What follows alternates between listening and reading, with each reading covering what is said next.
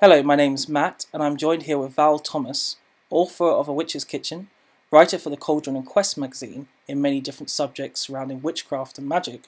She also runs the Herbs, Healing and Magic correspondence course and was the one who wrote and performed the closing ritual of Harvest Moon Festival 2015.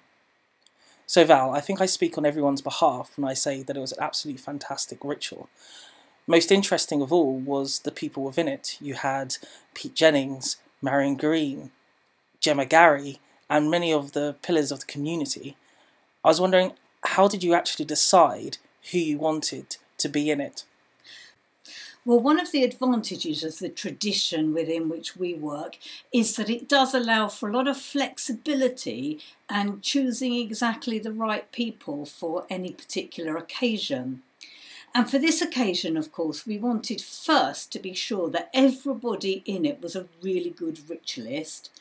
And we wanted to represent a variety of traditions. And I think I would be right in saying that amongst those taking part, there were Wiccans, Druids, people involved in Thalama, traditional witches, and a variety of other traditions, of course, like heathenry as well. We also wanted to make sure that a number of the speakers at Harvest Moon were included, as well as people who we personally have worked with over a long period of time, and some of the people that we have started to work with more recently.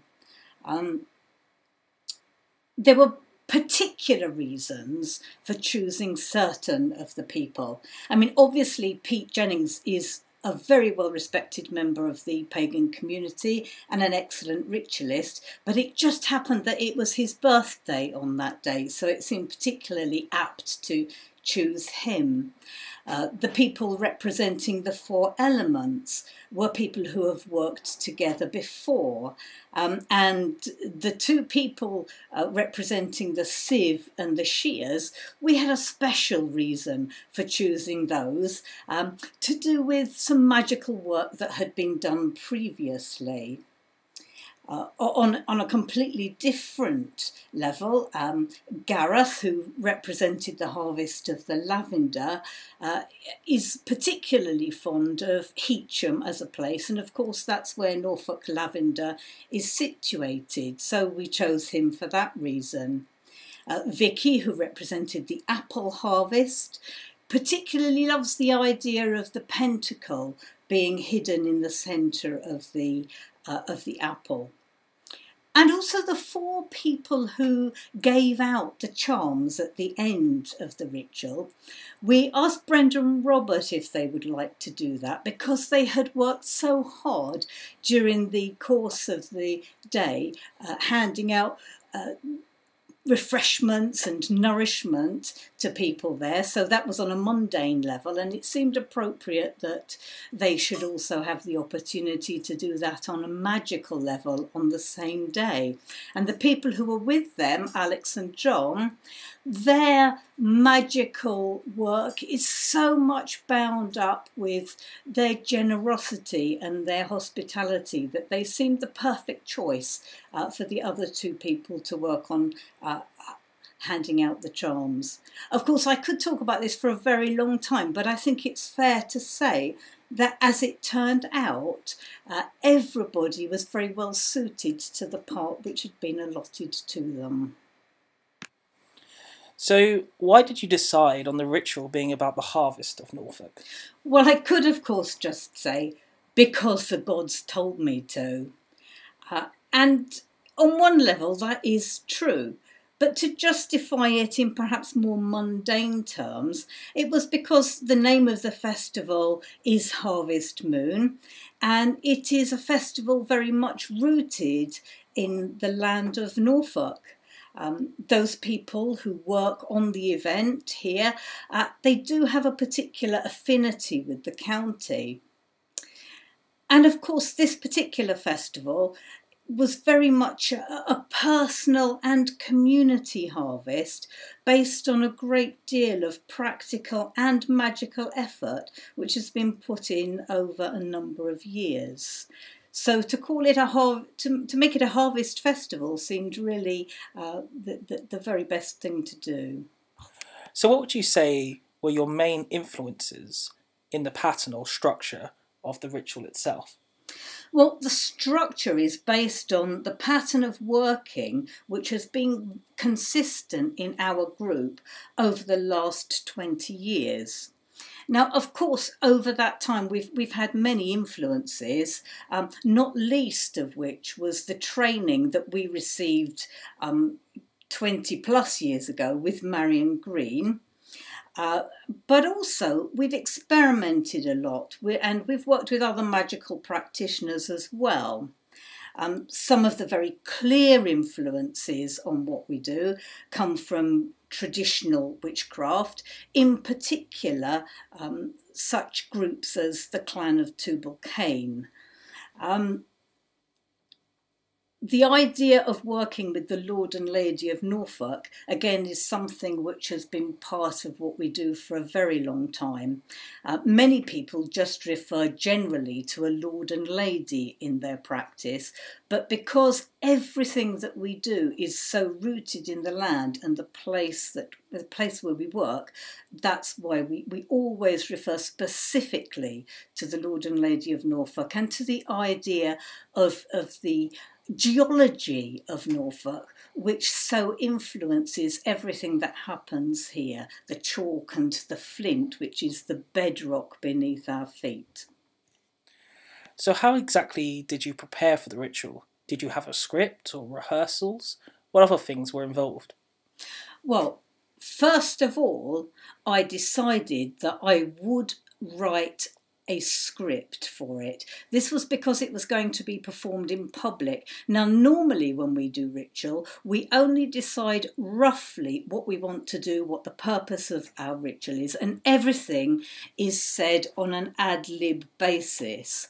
However, because of the number of people involved and the fact that people hadn't actually worked together before, it seemed important to have exact words written down so that people would know where they were going with it, so that each person's part would be roughly the same length and the same style as everybody else's. So the first thing that I did was to write the ritual down.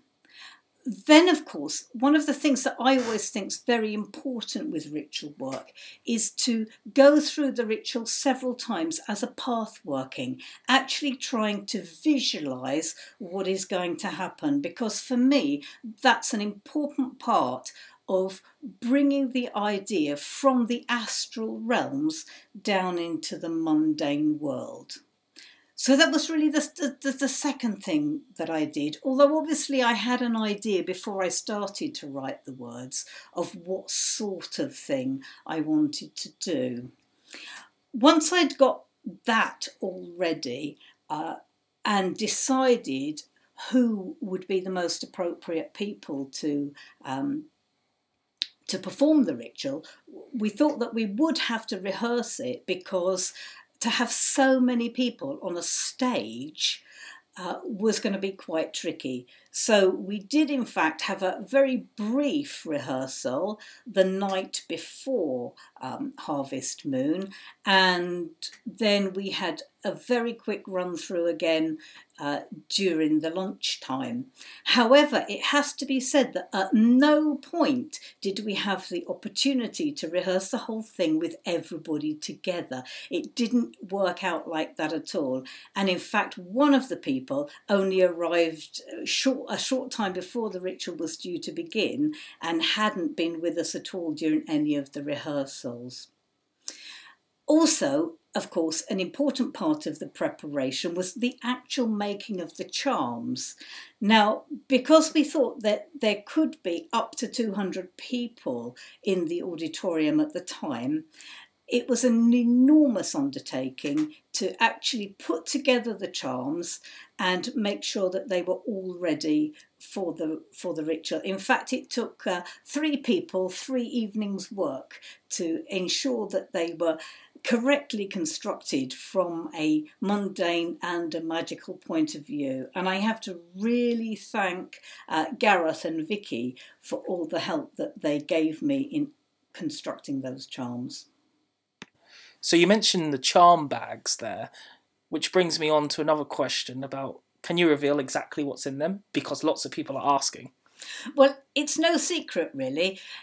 What's in them is a representation of each one of the harvests mentioned during the ritual itself. So there's a little grain in there, there's some wheat berries in fact, there's some apple, which I have to say it was very difficult to dry the apple quickly enough to have it ready for the charms. There's some wool from the Norfolk Wildlife Trust flying flock sheep. There's some sugar, some lavender, some flaxseed, and of course the seventh harvest, which is the mystery of what brings the harvest from the seed to the final fruit or product of another kind. We did actually think about including as one of the harvests the herring, because that's always been a traditional and very important Norfolk harvest, especially in coastal areas such as Great Yarmouth. But we actually decided as a matter of policy that we would keep this strictly vegetarian friendly. So you mentioned the sieve and shears when we were talking about people. And I think there were a number of tools that people saw that perhaps they weren't familiar with. Could you tell us a bit more about them? Well, it's interesting that you should mention the tools. I kind of have in my mind that this idea of using agricultural tools comes particularly from the work of the clan of Tubal-Cain. But to be honest, I can't exactly remember how they came to be involved in our practice, and why we chose them for those particular roles within the ritual. It's something that we've developed over time, I think. It's so important to have that link to the land and to the harvest, because Norfolk it's a very agricultural county, and therefore agricultural tools are of huge significance. Of course, each one of the tools does have its particular connection to an element, to a season, to a sacred direction, which over the years has become very, very clear to us. And lots of them have really multifaceted meanings and symbolism. Like, for example, the sieve itself, which you just mentioned, it's a mesh of holes, so it's one of those liminal spaces. It's between solid and air, and it's also a circle like the sacred circle itself. But also a sieve can be used to sieve the soils in which you're going to sow the seed, or it can be used to sieve the grain, which is the harvest, which comes as a result of the whole growing process. So there are lots of reasons for using that, and also the sickle. It's clearly moon shaped, but it's also the tool that's used for cutting down the corn and the wheat and the barley, and it's an amazing tool of sacrifice and of reaping. One of the other tools that you didn't mention there was also the spear, which I noticed was used to cast the circle. Can you tell us a bit more about that also? Well, one of the reasons that we particularly like using the spear is for its connection with the tradition of the quest for the Holy Grail. One of the ways in which we see our own personal sacred space is as a green chapel, very much like the green chapel in the Grail stories, a place to which the seekers return after going out on the quest. And the spear itself is one of the things which is carried in the Grail procession. Denise, who used the spear in the ritual, I always see as very much a Grail maiden. She's excellent in that role, and so it seemed an appropriate choice for her to use that. And I have to say that it was her choice to use that. And interestingly enough, she wasn't originally going to be in the ritual. She only decided a couple of days before Harvest Moon that she would come up for the event from Cornwall, where she lives now, although she used to be a Norfolk person and she used to work in our group, but she's lived in Cornwall for a couple of years now. So it was fantastic to have her back here, and it was indeed her choice to use the spear. So when casting the circle with the spear that we just mentioned, usually you would do it around the celebrant of the ritual, but because of the limited space that we had at the puppet theatre, unfortunately the ritual was actually inside, which is far from ideal, especially once you want to include everyone to be part of it. So I was wondering, how exactly did you adapt the ritual to make it work on a stage, and how did you make sure everyone felt included? Well, the first thing is exactly the thing that you've highlighted there. When Denise cast the circle, she did it from the centre and made absolutely sure that the sacred space was cast in such a way that it included everybody in the room. That's not the way that we would normally do it, although sometimes we have actually cast the circle from the centre, depending on the kind of ritual that we're doing. The other thing that we had to compromise on, of course, was the positioning of those representing the elements. Normally, of course, when you're using a circle, the elements would be at the 4 points of the compass. However, on this occasion, we had to place them at the 4 corners of the stage. The other thing, again, with regard to the elements, really, was that we couldn't have the elements themselves facing the sacred direction, because otherwise they would have been talking straight to the walls or to the curtains, and people in the audience wouldn't have been able to hear what they were saying.